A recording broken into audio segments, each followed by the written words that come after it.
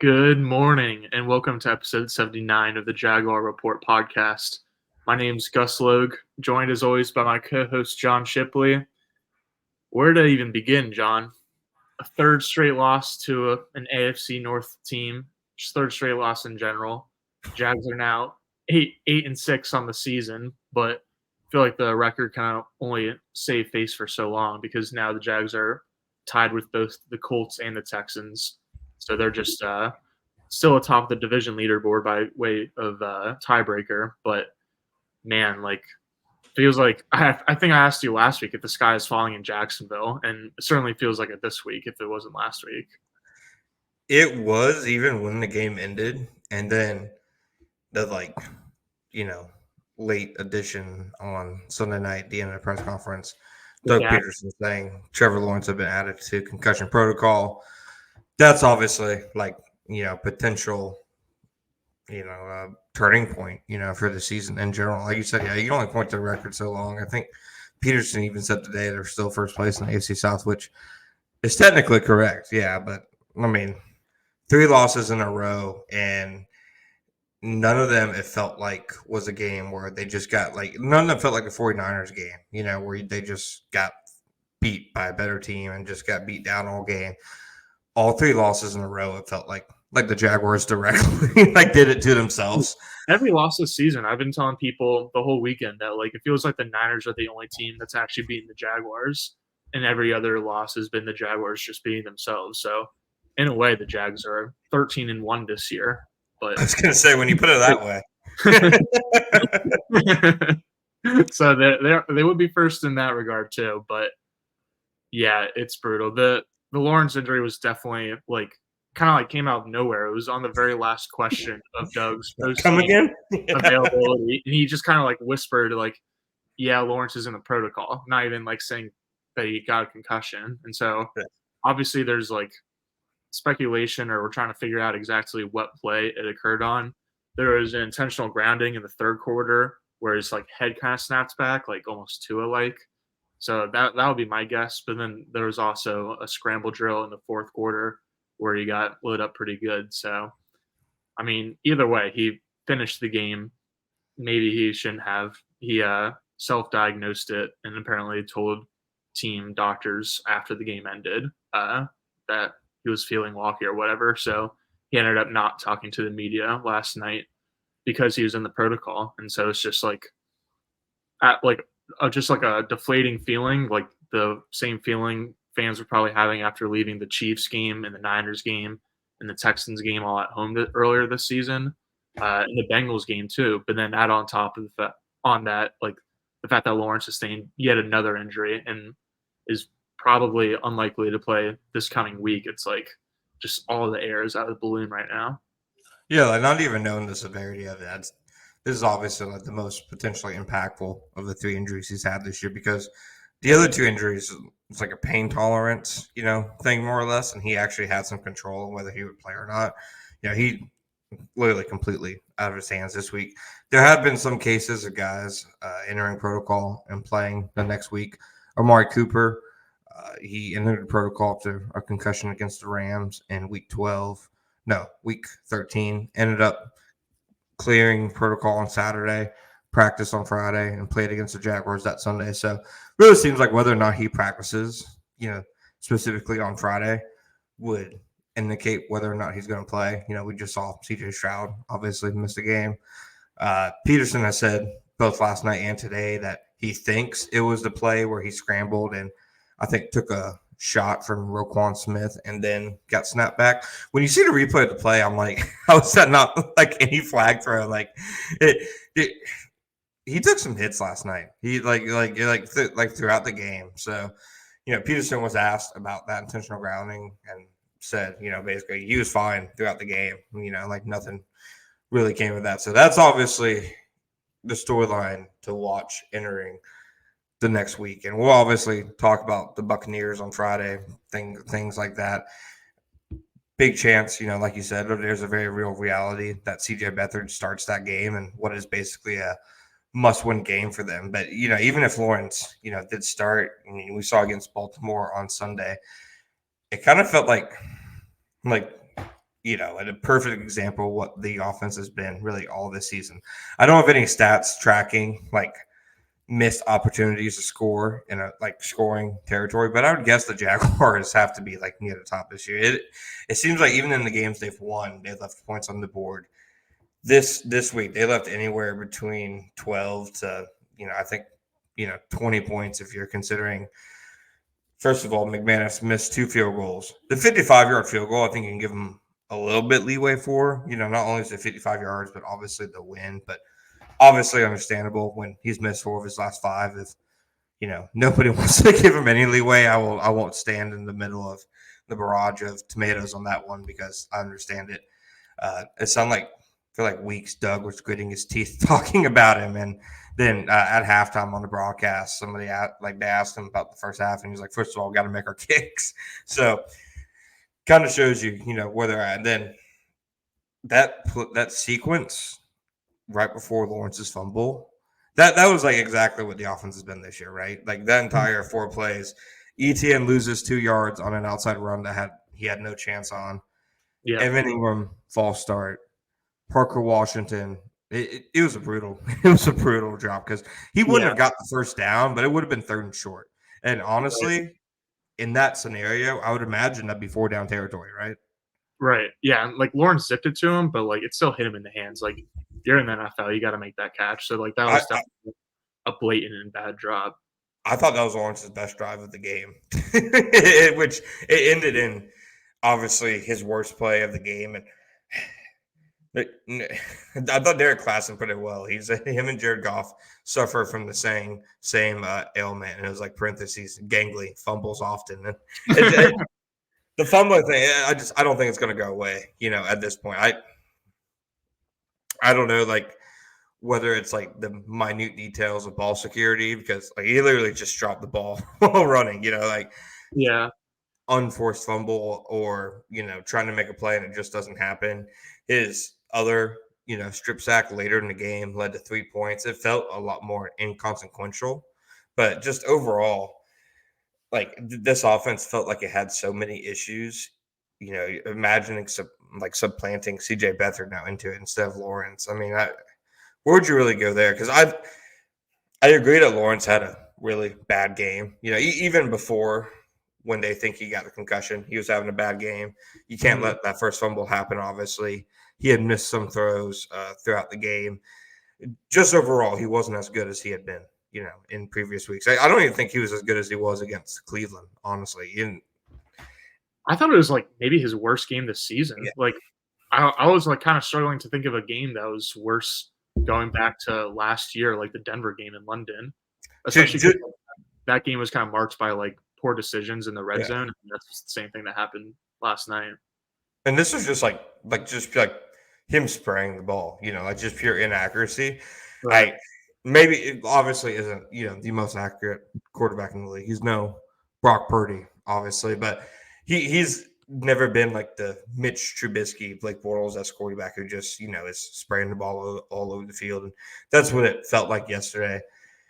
Even with that said, like I feel like that's been the first game this season where he was the main culprit for the offense's issues.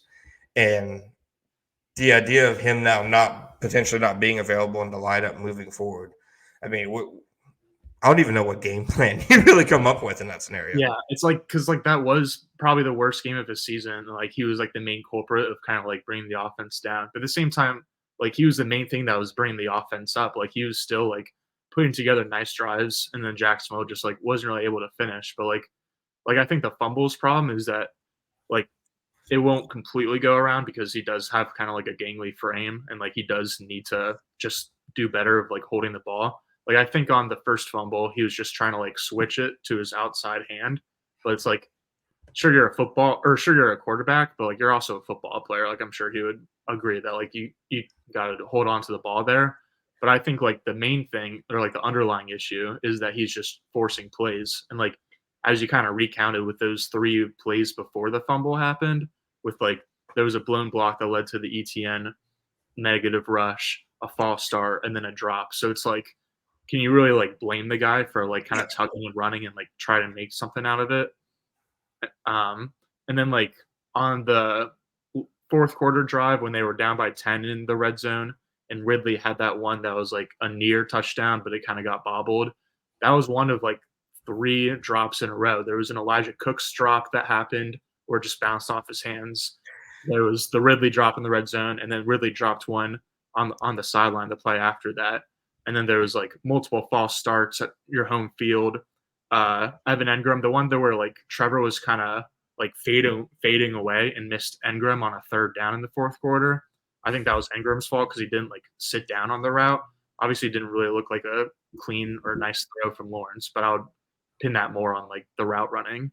So like there's just so many issues that keep popping up in every different place. And so it's like, yeah, Lawrence objectively had a pretty terrible game, but I think it was terrible because of all the things that are happening around him. It's not like we'd be having a totally different conversation, I think, if like Jacksonville played a clean game offensively, except for number 16. But like pretty much the entire offense had like a pretty inconsistent and bad day. So I definitely think it's like atrocious to like call out Lawrence for not being a good quarterback and like starting trade rumors and all of this like atrocity on the internet. Yeah, like you could acknowledge, I think, when he has a bad game, and like we both said, I think it was his worst game of the season. But Right. I think you put it best. Like he is the reason the offense goes most of the time, which it's just it's really an indisputable fact. Like we could talk for hours, and we won't do it in this avenue about the whole what is Trevor Lawrence, how good is Trevor Lawrence topic, etc. Like I've said before a million times, I think the generational tag being thrown out there by big draft media really, kind of skewed and broke people's brains about him, forever and ever. And nobody was saying any of these things 3 weeks ago, like 4 weeks ago. The NFL and the first take brain of most modern day sports fans. It's what did you do in your last game? And his last game was probably one of his worst. But I agree with you when it really feels like the way the offense plays. It needs Lawrence in the passing game to be perfect to have a chance. And when he's not perfect, I mean, that last night is what you get, 7 points. They don't have the ability to prop him up, if that makes sense. Like he has to prop the rest of the offense up. And Yeah. if anything, when he struggles, maybe this sounds like a cop out. I just think it shows the warts on the actual roster and the other problems with the team, as opposed to showing that he is, the problem, if that makes Yeah. sense. It's really frustrating too because it's like not only is the supporting cast and the environment around him like making mistakes, but they're also like not really making highlight plays either. Like it's not like Lawrence is like really the only playmaker on the team. I feel like ETN was a playmaker in the first half of the season, but he's just like he was like hasn't really done much in since the bye week. I feel like he probably has like 2 carries of over 15 yards since then, and like Engram is objectively a good tight end, but he makes like one or two splash plays a game. Um, Obviously, Zay and Ridley have been pretty disappointing in these 3 consecutive losses, and so like again, I, it's like it's one thing for like to get like no help in like the facts that your receivers are dropping passes, but he's also getting no help in the facts that like his receivers aren't like catching a pass and then like breaking a tackle and going upfield. Like Lawrence just kind of has to do everything, and so when like things are falling apart around him, I'm not surprised that he kind of falls apart himself. yeah, Jags, they had him with 4 drops yesterday, 2 PFF. That is that is how we refer to that now. PFF had him with 4 drops, 2 from ETN, 1 from Elijah Cooks, and 1 from why I go away from it? Parker Washington, of course. Yeah. I thought there was So like really had 2 other ones that were like they would have been tough catches, but I would have considered them drops. it was like again, I agree with you that it was the offense as a whole. I still think Lawrence was probably I don't know. He had the biggest highs of the offense, but he also had some of the worst lows. So I struggle to say who played worse, him or the cast, but like I thought Ridley had some impressive plays, like specifically in the first half. It felt like in the second half they couldn't really get it to him. I didn't think from our vantage point that we get, I didn't think other than a play here or there that they were really winning outside. Like it didn't seem like there was much separation in general. I really thought it'd be a week that they would, try to pepper Ingram, but it makes sense in a way. Roquan Smith, Kyle Hamilton, etc. And the usage of the running game, I, Yeah. I go so back and forth. Like, yeah, some of it is probably some Monday morning, quarterback, which, I'm definitely a victim and a Yeah. darn Or in proud one. sure. Exactly. But after the first half, they had 7 designed runs. I mean, after the first quarter, they had 7 designed runs. Mm, So only 3 in the second half in general. I get that they're not good at running the ball, but against a specific Ravens defense, we talked about it before. They go all out to stop the pass. It's the opposite of the Jaguars defense. How you beat them is running the ball and setting up shot plays, which is what led to, Jamal Agnew's touchdown to begin with. And we saw right. their offensive success. You just saw the offense flowed easier when they did run the ball. And it felt like once they ran into a couple tackle for losses, they just, abandoned it. The score was 10-7 on the first play of the fourth quarter. Like, I know the Ravens scored a touchdown on the first play of the fourth quarter, but it was still a one-score game or Right. a 10-point game the whole time. It didn't feel like they had to get away from the run as much as they did. No, I'm totally with you. I think, I mean, Doug did say today that like sometimes the plays are dictated by the personnel, and so like they probably call like a ham. They probably called a bunch of like RPOs that turned into passes rather than runs, which like didn't really help kind of like the box score watching that we're doing. But at the same time, like you can like do a little more under center stuff, set up like some under center and play action, and like more than anything, like I like the problem I have is like they were just like leaning too much into like the deep balls and like trying to like get back a lot of yards or a lot of points like all at once. Because like it's one thing if you're gonna go away from the run, like you can kind of like talk an argument out of that, I think. But like you still have to like be able to like drive down the field consistently and like just kind of go one play at a time. And so I think it's just press kind of stopped going one play at a time. And you can definitely chalk a lot of that up to going away from the run, but they were just like pressing, no pun intended, and like just trying to force stuff a little bit too much too early. Do you consider the screen game a part of the running game?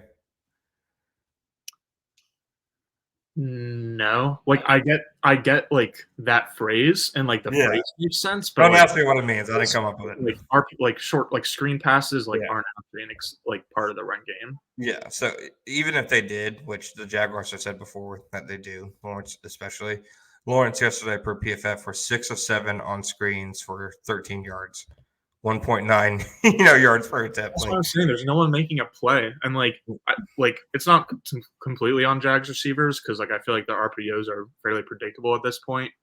And part of that is also I think because like after Doug was like so good with RPOs with the Eagles, like the league like kind of harpened down or like hardened up on calling ineligible offensive linemen downfield a lot more. And so like now they're like just doing the bubble screen RPO every time it feels like. So the play call is like getting a little bit predictable in my opinion, but at the same time, like be nice to see more than like 1.0 yards of rack per reception. Yeah. I'm with you on that one. I get why you don't spam the running game, especially when it's not working. And I completely get like you said, maybe adjusting to the personnel that the Ravens throw at you. It feels like when this team's under center and play action. Like I don't want to say Jared Goff it with the quarterback position, but obviously, even if the running game production isn't the same, I think that's been one of the big things of the year. Like I don't think Lawrence should be dropping back 40 plus times in a game like Sunday was, especially like I said when it was 10-7 most of the game. And Mhm. I agree with you. Like there was a noticeable, I thought, lack of plays made other than a handful of Ridley catches, ETN early on, Zay's catch, obviously. At the end of the first half, even if he didn't get out of bounds, it was a really impressive catch. Probably his best play of the season. I'd venture to say, other than maybe his touchdown against Buffalo. Uh, Yeah, it was a ridiculously good throw too. Holy cow! yeah, Like it would be pretty easy to overthrow him considering like his top speed right now, and then obviously like the defender was right behind him. So great throw it catch. that's another thing to factor in. Like much like nobody talked about losing Christian Kirk when they did because Trevor got hurt because Trevor has a concussion, nobody's really, looking at the fact that it looked like Jones had a pretty significant hamstring injury. Not to speculate on it, but like he could, basically crumble to the ground after, Yeah. Lawrence pass into the fifth row late in the game. It definitely, you can tell even before then, like he just hasn't been. It seems like last year, and you can probably chalk that up largely to the knee injury he's battled throughout the season. So then you look at the offense, and like I said, it's Ingram, it's ETN, who you kind of saw last night, maybe why. Like he's still been used in the passing game this year. I feel like as a check down option, obviously his touchdown against the Steelers, but you kind of saw, I think, last night why he's not like his utilization isn't more varied, if that makes sense. Like it's just not always a natural guy catching the football. So, and then Ridley, who is, depending on the game, on or off, like, yeah, it just feels like an offense right now. Not a lot of weapons. It didn't feel like a good game for Washington. Like Agnew made the biggest play of the game on the offense, and he was still like mostly schemed open. Like credit to him for the turning it into a touchdown, the yards after catch, obviously, but it was more or less a wide open throw because of the route combination and the play action. Yeah, and then, like, I'm pretty sure he was getting covered by a linebacker, so he really just had to outrun him, but yeah, That it was was the most. but it was, like, the only one that was, like, remotely close to working. It's weird seeing, like, that much separation for a Jags receiver downfield. I was gonna say that was the most 49ers play they've had all year, right? Yeah, for sure. That's a good way of putting it. 100%. And I think Daniel Griffiths, who does a great job with us, tweeted out the NGS like average yard to separation, and I think almost everybody was like, obviously not below the league average by a significant amount. I believe NGS had the same stuff last night. Like the Ravens are just separating at a much higher level. So I don't know. A lot of questions, obviously, with the offense. I thought the line played okay. Like it felt like as the game went on, they played worse because the Jaguars are obviously like they were just teeing off against the Yeah, pass. the Jags were just chucking it. Yeah, so I thought they started off okay. PFF, had Walker with 8 pressures, Luke Fortner with 4 pressures, which for center is like a pretty astronomical number. Anton with 3 pressures, and then Sheriff and Ezra Cleveland with 1 pressure each. It didn't seem like Cleveland was really being a people mover, and I want to see which pressure PFF had him for because on the play Lawrence potentially got injured on the one with Roquan, like got him with the forearm, and then he was basically like German suplex after. It looked like I don't know if it was Montebuque or who, but Cleveland got like thrown basically off his feet. So it'll be interesting to go back and with my own eyes and really watch that one more closely because I mean, we watching the offense today though it felt like the offensive line did better than I thought they would. Not to say good, but better than I thought they would.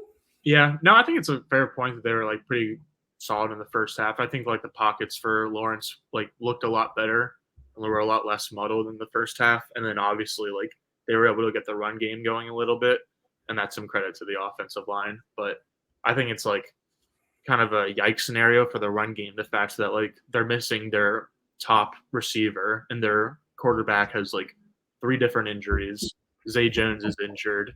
Um, like you're on your 12th different starting offensive line combination, and like you're still dropping it back to pass as much as you are. It's like does not inspire a lot of confidence about the run game. Not that anyone really had any before, but That's fair. That's fair. Well, Gus, you got anything else on this ode to the 7 points that was? I just want to say before we go, Kansas City, San Francisco, and Baltimore, 3 home games against like elite opponents, 1 touchdown scored. I generally think the offense like has been better season long than most people think, but against the best defenses and teams that they have played, they hadn't showed up, and I think that's what they seriously need to re-examine.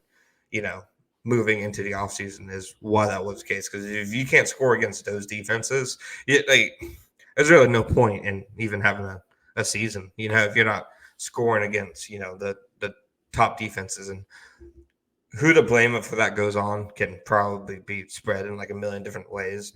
I mhm. Yeah, probably a little too many screens and not enough with the run. I wasn't like offended by the game Taylor called last night. If that makes sense. It felt like a lot more of it was like execution than anything. Is that unfair? Yeah, I mean, I didn't think. Again, I thought they like were a little bit too aggressive too soon in the Yeah. fourth quarter when they were down by like 2 scores, and like I don't know, maybe it's just like recency bias after seeing the Titans like come back by 14 so late in the fourth quarter a couple weeks Hmm. ago. Like I don't like. I think like both the play caller and the quarterback just like as they're like young and kind of figuring stuff out in the NFL in the first couple of years of having big boy jobs, like they just gotta learn how to be patient. And it's like I feel like that's like how Tom Brady won 7 Super Bowls is he just like was the master of taking what defenses gave him, and it's like you gotta kind of play the game that way and like play the game the way that unfolds, not play the game the way that you like designed it in the office on Friday, or then like trying to force it when everything is falling apart. They just gotta just kind of calm down and relax. It's exactly the advice I give to myself in Madden. Because that's exactly Yeah. what I do. Yeah, that's exactly what I do.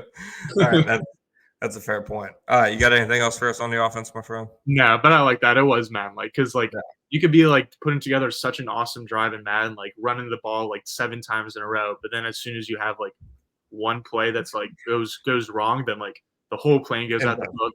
You're doing like 4 verts every other play. Yeah, it can get that's right. ugly quick. So That's right. All right, we'll be back right after this break.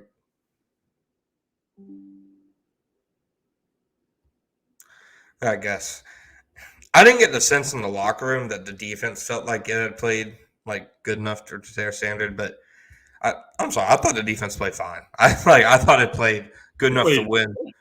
Yeah, I thought they played good enough to win a ball game. I thought ultimately, I think you can put 20 points, at their feet. Not the last field goal that Justin Tucker made because that was, obviously Lawrence fumbling like at their own 18. But otherwise, Isaiah Likely makes a play that he makes what like once every like 60 times maybe. Like just yeah, what are the odds of that ball being completed? Yeah, like to me, Lamar had two bad throws all night, and otherwise was like MVP caliber. Like I feel like he's been every time like I watch him like play yeah, versus the Jaguars. He's a magician in the pocket. He's fantastic at extending plays but keeping his eyes downfield. Like when he gets pressured, it doesn't even look like he's looking to run. He's keeping his eyes downfield. Trying to find throwing windows. It seemed like the Jaguars pass rush, just in terms of like beating blocks, I'd argue is maybe like the best it's been all season. Like they've pressured him on like north of like 45% of like his dropbacks. Josh Allen had 8 pressures. Trayvon Walker per PFF had 6. It was, probably one of his stronger games of the season. He obviously recorded a sack. He just made some Lamar plays, and some of his guys, like you said, the Jaguars weren't really making plays. Some of his guys made plays. Isaiah Likely, that's not a play we've really seen, from a Jaguars receiver this year. Just absolutely winning at the catch point. Well, like when that ball was in the air, I think he thought Darius Williams thought he was going to pick that ball off. It looked like he yeah. had like the perfect path to it, but Mhm. Isaiah Likely's height and vertical over Darius Williams kind of made a difference there. Well, yeah, just a little bit.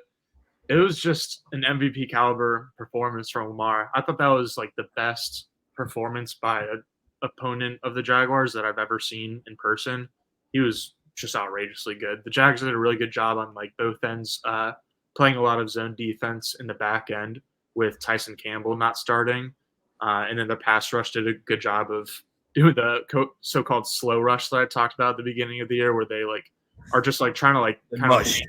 yeah, like just like maintain Russian lane integrity and like not allow Jackson to break contain. And so, like again, like both the pass rush and the coverage were awesome, but then Lamar was just kind of being Lamar. And like I feel like there was like Rashad Bateman had a really big catch in the first quarter, and like that was like the only like just like bad play by the Jaguars defense, I felt like. But like just playing Lamar Jackson is pretty tough, especially when you don't have Andre Cisco, though, I think, because Andrew Wingard was like right there with Darius Williams for that big Isaiah Likely catch.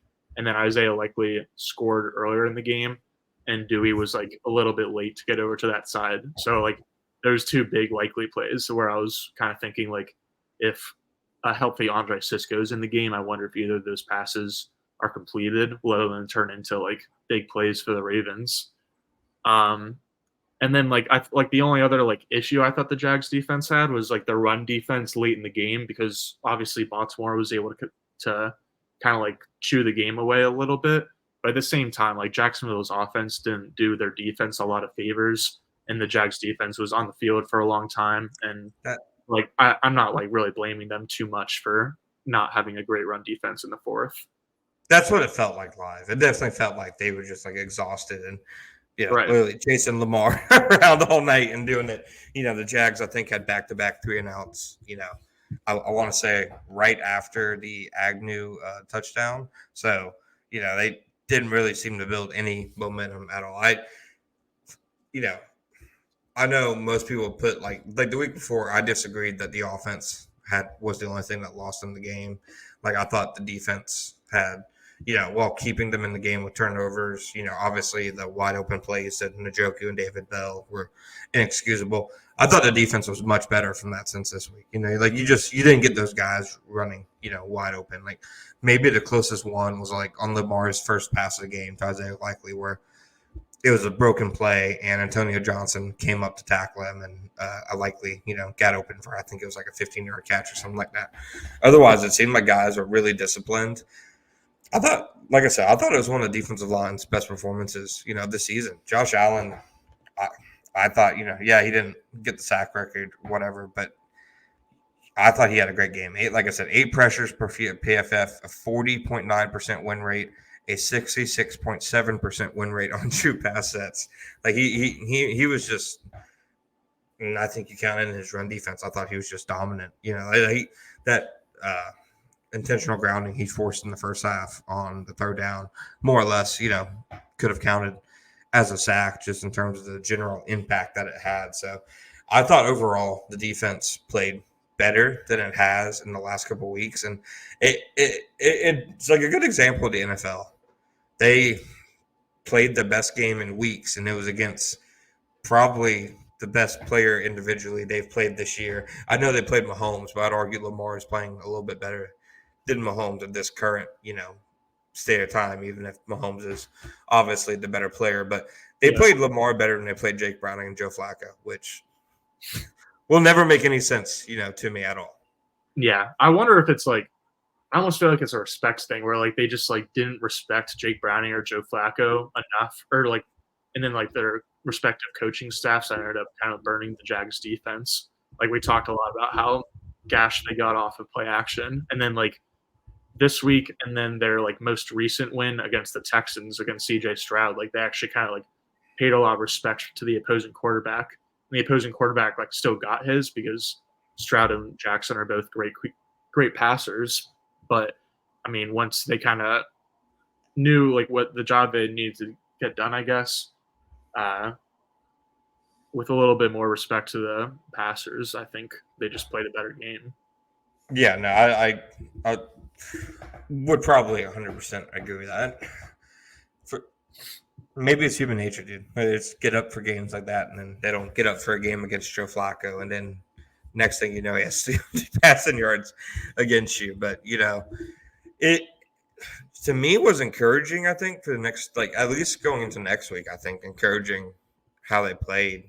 I thought also, Rayshon Jenkins on the Likely touchdown. I'm not sure who was at fault. I know you mentioned Wingard. Throw that play out, Rayshon sack. It was a third down sack of Lamar and his interception. I thought it was his best game, really of the season. And it was a standout performance. I thought Devon Hamilton had his best game of the year, honestly. Yeah. Like he looked more like the Devon, Right. He was like literally seemed like a shell of his former self in every previous game. And then this week it was like, oh, wow, he was actually like really popping like he did last year. And then same with Rayshon. It was like a vintage Rayshon game, as in like the type of good game that he had last year where he's just like kind of making plays all over the place. So, yeah, the defense was pretty incredible. I thought like just allowing 2 touchdowns to an offense led by an MVP like caliber player, and when you're like the offense also gives up 2 turnovers, and like you miss 2 field goals to give the Ravens like good field goal position. I thought it was like their best defensive performance probably since before the bye week, maybe Yeah, since the game. for sure. And just for context, the Ravens points scored in the previous games 37, 20 in a weird game against the Chargers, but then 34, 31, 37, 31, 38. Like this is an offense that like for like a month plus they've just been absolutely, cooking. And yeah, I thought they hung tough. So like moving forward, we'll obviously talk about Tampa more on Friday, but just how much does a performance like that, encourage you for the next few weeks, especially considering the defense, might have to carry them. Also factoring in, potentially getting guys like Andre Cisco and Tyson Campbell back. Yeah, this gives me like full confidence in Mike Caldwell again that like this defense at least has like the bones to be good. And like He's sometimes, back. like, especially in the past like month or two, when there's been a good amount of like key injuries to both the front and the back end, you can kind of see like I don't know the skin shriveling a little bit and like things fall apart. But like they've got a good system in place, they've got a good core in place, and so like as long as kind of like the edges like hold up on their own, I don't know. Like I think there's a pretty solid unit that's like capable of kind of replicating their run in the first half of the season when they were like performing like a top 5 unit. And so I think that's like a reasonable peak that they can get back to. But then like I think they're good enough to mostly avoid getting like into below average defense territory. So it definitely the performance gave me a lot of confidence. I think it's like you still have the same like zoomed out worries about like what's going to happen in the playoffs once they run into really good offenses and really good quarterbacks every single week. But just at least for the next 3 games to close the regular season, I'm feeling good about the defense. I'll say it. Caleb Von Chason had a good game. Mm, yeah, Right? yeah, yeah. He flashed like 3 times instead of his usual 1 time or 0 times. Half a time. His usual half a flash per game. Yeah. Yeah. Yeah. Yeah, No, he got like, probably like 4.5 flashes over expectation Sunday night. You think? I hate that. I absolutely hate that. I thought, honestly, a bounce back game for Devin Lloyd for the most part, too. Like, I yeah, was gonna there's say that, yeah. like there's maybe some plays he'd like to have back, but it was much better in like the previous 2 games. I thought he was really physical, too, which I think has shown up more this season than last season. Like, he has some hits that he brings it.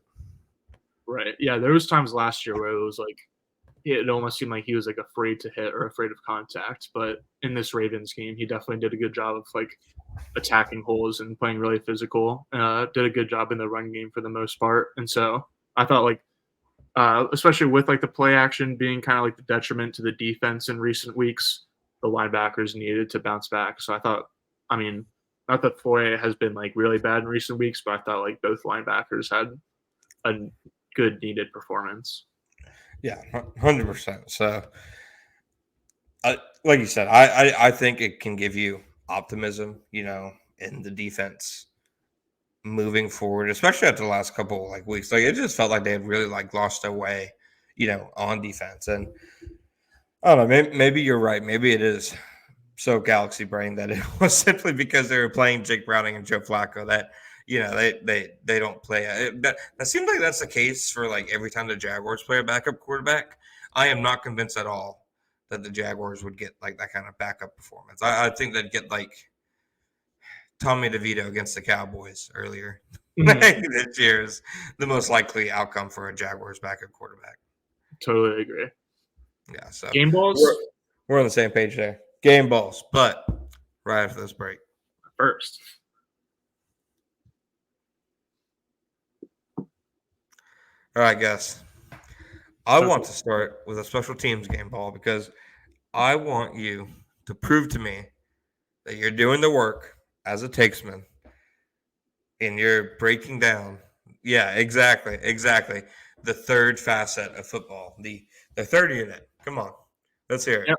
Yep, I got Logan Cook written down because even though he did not do 2 punts inside the 20-yard line. I don't know what. How do you make me irate over a special teams game ball?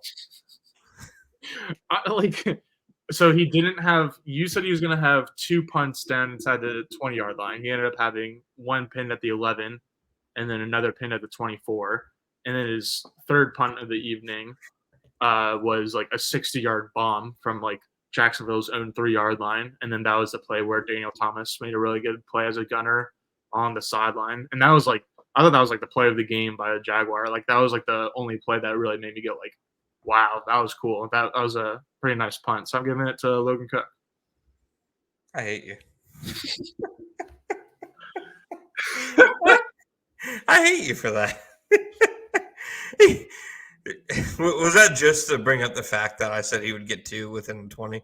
Because that was part of it, but the other part of exactly. Yeah, the other part of it is that I gave the returner the offensive game ball. Okay, that makes more sense. I was gonna go Agnew or Daniel. My plan was Agnew or Daniel Thomas, whichever one Gus doesn't say. And then you say Logan Cook, and I have to actually make a stance. I'm like, bro, what the hell are you doing? I ran 100 scenarios in my mind, and I didn't have Logan Cook as any of when you first said Logan Cook, I thought you were going to say because he yelled at the refs. I missed that, honestly. No, he just had that was just an awesome 60-yarder, and then he had 2 other like solid punts. On McManus's first missed field goal, I'll never be the refs decided a game guy because they didn't. The Jaguars beat themselves like they have in almost every other loss this year. But it did seem like the refs missed a what's the penalty? Roughing the kicker, running into the kicker? Whatever it is. It seemed like a pretty clear miss on McManus's first field goal. And you could see, like, as the Ravens offense is coming onto the field, Logan Cook ripping into a referee. Then they show the replay on the big screen, and he's like pointing at it with the ref. He's like, "Look, dude, look!" And then the head official comes down to the sidelines to talk to a still irate Cook, and then Cook, Heath Farwell, and Luke Thompson, the assistant special teams coordinator, were all 3 still talking to a ref as like the Ravens offense and Jaguars defense were playing. It was a good scene. You missed it. Yeah, I missed it, but I mean, that's what you tune into the Jaguar Report podcast for. Exactly. Like these. He was pissed. I genuinely thought that's who you were gonna. So I'll give half a game ball. I have no idea, but that just like heightens my case. Okay, I'll give half a game ball to Daniel Thomas and half a game ball to Jamal. You're making me split it. Daniel Thomas, obviously, an amazing hustle play. Like I've got a really newfound respect for punt gunners and special teams since I've started covering, the NFL, just like, what they do, how important they are to the overall roster and special teams. Daniel Thomas, it feels like we've been saying for his entire career now, is a really underrated and good special teamer, gunner specifically. And that was just an awesome play that he made. Jamal Agnew had some really big returns. I think he had a 28-yard return, like a 39-yard return. He was incredibly explosive. But let's go ahead and get to the offense since, I guess you wanted to shake things up. Yeah, well, so I was thinking about Daniel Thomas, but then he just made one great play. It was a great play, but I feel like you've gotten on my case before about giving out a game ball for someone who made like one good play. It's a special game ball. Yeah. You're giving it to Logan Cook for kicking the ball 3 times. One time within the 20. You got to make your kicks. Logan Cook made his kick. If Daniel Thomas doesn't make that tackle, I promise you, I still give it to Logan Cook. Because I thought as it was in the air, I was like, wow, that was impressive. I'm sticking with Logan Cook. He gets my game ball. I thought about giving a half a game ball to Travis Etienne for his first half performance, since he then kind of disappeared in the second half. But instead, I'm just going with Jamal Agnew for the offensive game ball because he had the 65-yard touchdown. And I mean, you did bring it up earlier. Like, it was a good job to actually score the touchdown and kind of like break the last guy. But really, he just like outran a linebacker. But it was the longest touchdown offensively of his career. So game ball for Jamal. What? 66-yard touchdown run against the Colts. Really? 2021. Yeah. You just got bulky ball, buddy. Well, I don't even know which Twitter account to blame for my mistake. So Longest touchdown catch of his. The last thing that yeah. I won't talk about Daniel Thomas again until his next special teams tackle. I can't figure out a way to upload a photo for you guys to see here, but you could see on the broadcast before the game him entering the game for whatever reason with like the Mario costume. Oh yeah, and you had like a little ball too. In the locker room after the game, super somber locker room, everybody just walking around, pretty upset. And there's just a pair of Mario boots and a stuffed Mario just sitting there. He didn't wear it out of the game, did he? He had a different change of clothes. I couldn't tell you. Oh man, imagine if he wore that out of the stadium. It struck me when I was leaving. I looked up and saw it. I died. Good bit. Okay. Yeah, offense game ball Agnew. I'll go. I don't know, dude. I said Rayshon Jenkins. I feel like Josh Allen was pretty clearly like the best player on the field when the Jags defense was playing, but Rayshon had two like huge plays between the sack that he had on a third down and then the interception, making just easily the best play in coverage he's made all season. So Rayshon for me. I didn't give an offensive game ball, but Oh.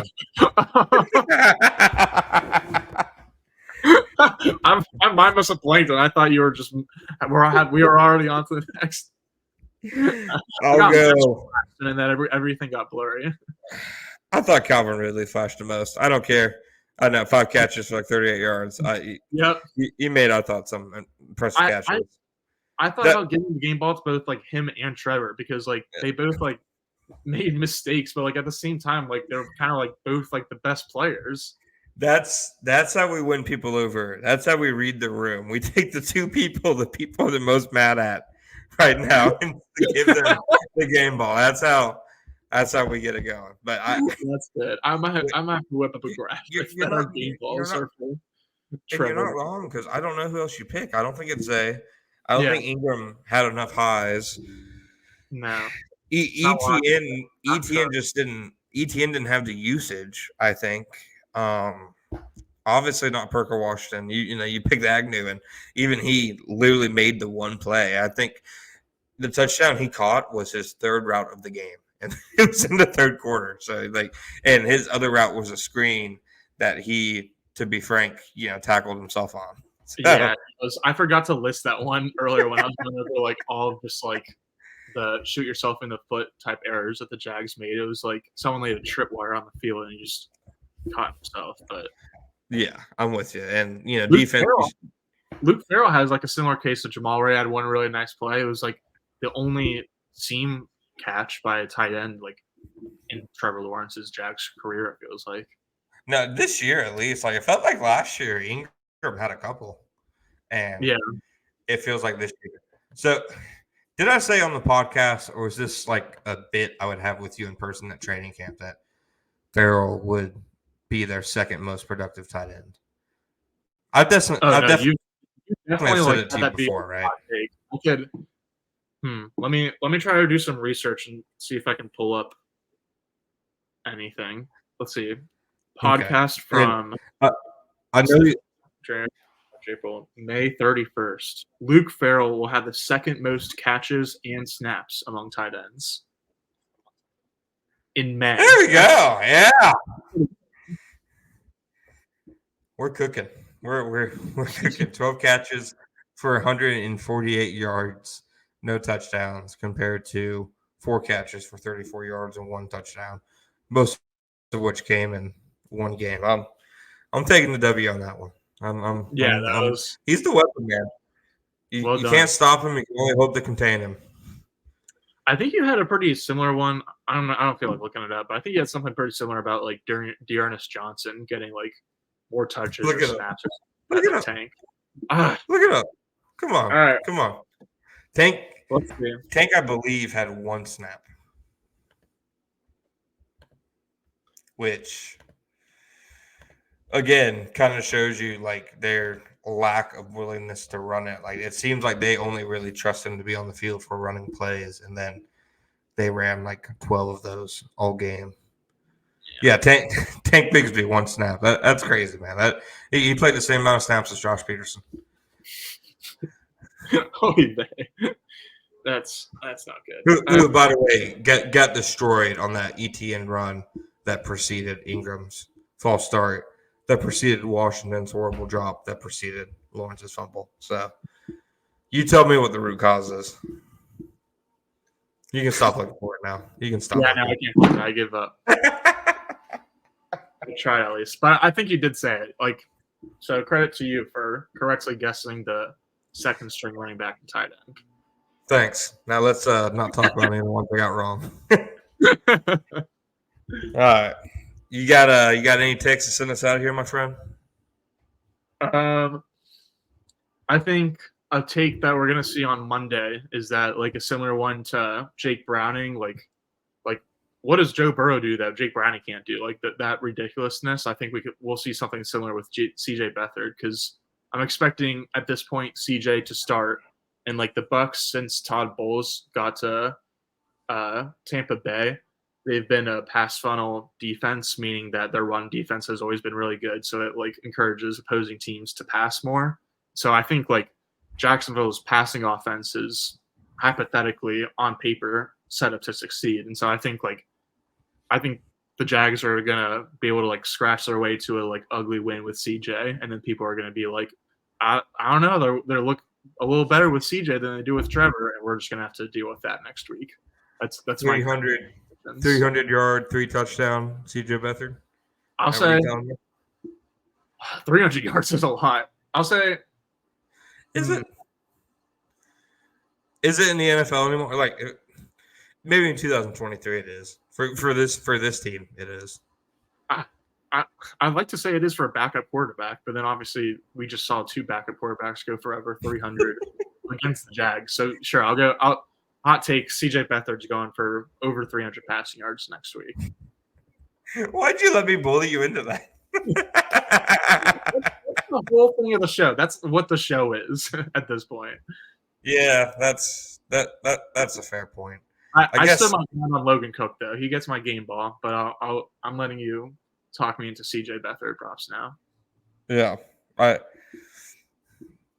I think I would genuinely agree with you in terms of, this is a game where they should be set up to succeed, but we'll see. But we'll talk about that. Tim Jones 50-yard bomb next week. That's the catnip that we give people for Friday. So tune in Friday. You want to hear about that. Thank you guys for listening to the 79th episode of the Jaguar Report. John Shipley, my co-host, friend Gus Logue. We'll be back with you guys on Friday.